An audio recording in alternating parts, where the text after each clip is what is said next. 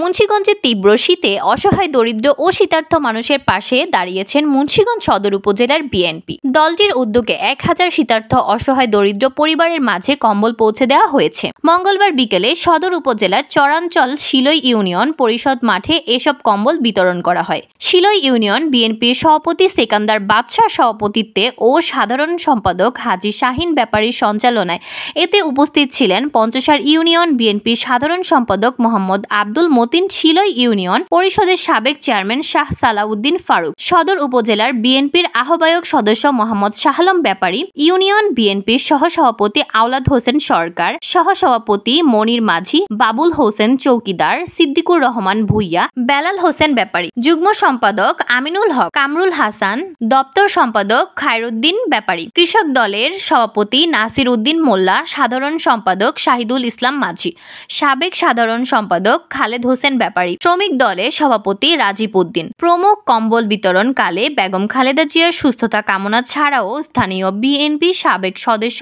আলহাজ Abdul high সহ অসুস্থ সকল বিএনপি নেতাকর্মীদের সুস্থতা কামনা করে বিশেষ দোয়া করা হয়।